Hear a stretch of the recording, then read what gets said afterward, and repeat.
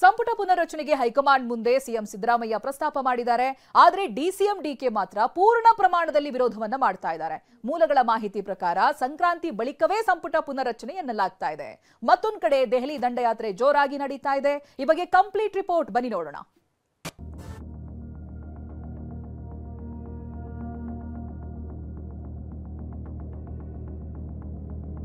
ಸಂಪುಟ ಪುನರ್ರಚನೆಗೆ ಸಿಎಂ ಸಿದ್ದರಾಮಯ್ಯ ಪ್ರಸ್ತಾಪ. ಪೂರ್ಣ ಪ್ರಮಾಣದ ಸಂಪುಟ ವಿಸ್ತರಣೆಗೆ ಡಿಕೆ ವಿರೋಧ.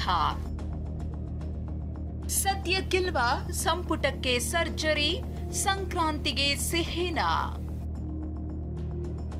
ಸಿದ್ದು ಡಿಕೆ ದೆಹಲಿ ಯಾತ್ರೆ, ಆಕಾಂಕ್ಷಿಗಳು ಆಕ್ಟಿವ್. ಹೈಕಮಾಂಡ್ ಮಟ್ಟದಲ್ಲಿ ಸಚಿವ ಸಂಪುಟ ಪುನರ್ರಚನೆಗೆ ಸುಳಿವು ಸಿಕ್ತಿದ್ದಂತೆ ಆಕಾಂಕ್ಷಿಗಳಲ್ಲಿ ಆಸೆ ಚಿಗುರೊಡೆದಿದೆ. ಆದರೆ ಟಿವಿ9ಗೆ ಸಿಕ್ಕಿರುವ ಎಕ್ಸ್ಕ್ಲೂಸಿವ್ ಇನ್ಸೈಡ್ ಮಾಹಿತಿಯ ಪ್ರಕಾರ ಸಂಕ್ರಾಂತಿ ಬಳಿಕವೇ ಸಂಪುಟ ಸರ್ಜರಿ ಮಾಡ್ತಾರೆ ಎನ್ನಲಾಗಿದೆ.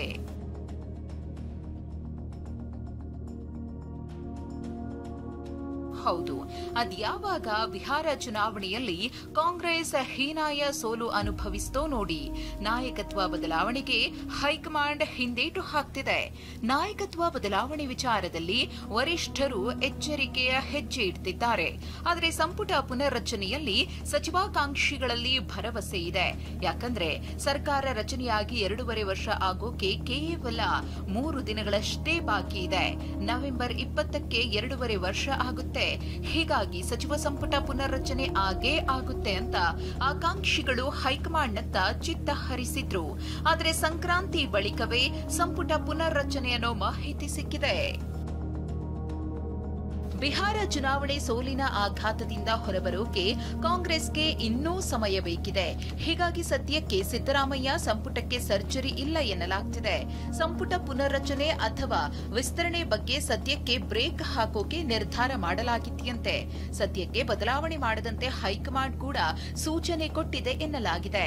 ಮೂಲಗಳ ಮಾಹಿತಿಯ ಪ್ರಕಾರ ಬೆಳಗಾವಿ ಅಧಿವೇಶನ ಮುಗಿಸಿದ ಬಳಿಕವಷ್ಟೇ ಚರ್ಚೆ ಎನ್ನಲಾಗ್ತಿದೆ. ಈ ಬಗ್ಗೆ ರಾಜ್ಯ ನಾಯಕರಿಗೆ ಹೈಕಮಾಂಡ್ ಸೂಚನೆ ಕೊಟ್ಟಿದೆ.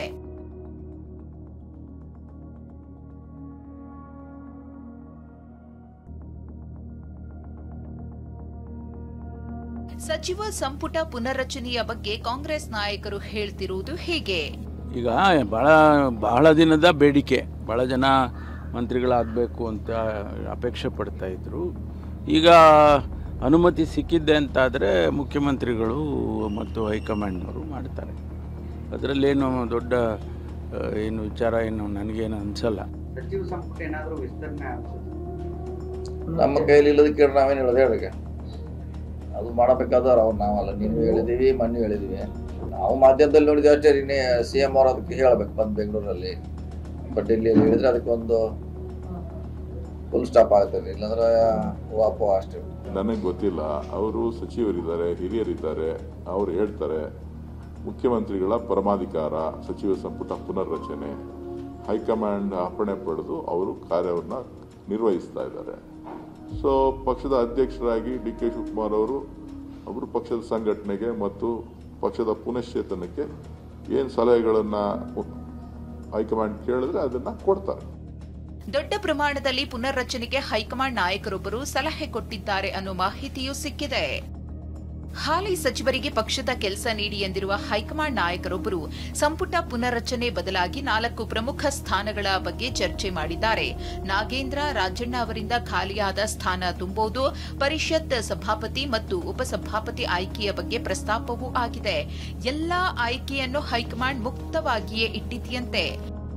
ನಿನ್ನೆಯಷ್ಟೇ ದೆಹಲಿಯಲ್ಲಿ ರಾಹುಲ್ ಗಾಂಧಿಯವರನ್ನ ಭೇಟಿಯಾದ ಸಿಎಂ ಸಿದ್ದರಾಮಯ್ಯ 15 ನಿಮಿಷಗಳ ಕಾಲ ಚರ್ಚಿಸಿದ್ರು. ಪ್ರಸ್ತುತ ರಾಜ್ಯ ರಾಜಕೀಯದ ಹಲವು ವಿಚಾರಗಳ ಬಗ್ಗೆ ಚರ್ಚೆ ನಡೆಸಿದ್ದಾರೆ. ಸಿದ್ದರಾಮಯ್ಯ ದೆಹಲಿಯಿಂದ ವಾಪಸ್ ಬಂದ್ರು, ಡಿಸಿಎಂ ಡಿಕೆ ಮಾತ್ರ ದೆಹಲಿಯಲ್ಲೇ ಠಿಕಾಣಿ ಹೂಡಿರುವುದು ಸಾಕಷ್ಟು ಕುತೂಹಲಕ್ಕೆ ಕಾರಣವಾಗಿದೆ. ಅಷ್ಟೇ ಅಲ್ಲ, ಸಂಪುಟ ಪುನರ್ರಚನೆಗೆ ಸಿಎಂ ಸಿದ್ದರಾಮಯ್ಯ ಪ್ರಸ್ತಾಪ ಮಾಡಿದ್ರೆ ಪೂರ್ಣ ಪ್ರಮಾಣದ ಸಂಪುಟ ವಿಸ್ತರಣೆಗೆ ಡಿಕೆ ವಿರೋಧ ವ್ಯಕ್ತಪಡಿಸಿದ್ದಾರೆ ಎನ್ನಲಾಗಿದೆ. ಹೀಗಾಗಿ ರಾಹುಲ್ ಭೇಟಿಯಾಗಿ ಈ ವಿಚಾರವನ್ನು ಪ್ರಸ್ತಾಪ ಮಾಡುವ ಸಾಧ್ಯತೆ ಇದೆ ಎನ್ನಲಾಗ್ತಿದೆ. ರಾಹುಲ್ ಗಾಂಧಿ ಭೇಟಿಗೆ ಸಮಯ ಕೇಳಿರುವ ಡಿಸಿಎಂ. ಇಂದಿನ ಹೈದರಾಬಾದ್ ಪ್ರವಾಸವನ್ನು ರದ್ದು ಮಾಡಿ ನಿನ್ನೆಯಿಂದಲೇ ದೆಹಲಿಯಲ್ಲೇ ಠಿಕಾಣಿ ಹೂಡಿರುವ ಡಿಸಿಎಂ ಡಿಕೆ ತಮ್ಮದೇ ಆದ ತಂತ್ರಗಾರಿಕೆ ನಡೆಸುತ್ತಿದ್ದಾರೆ.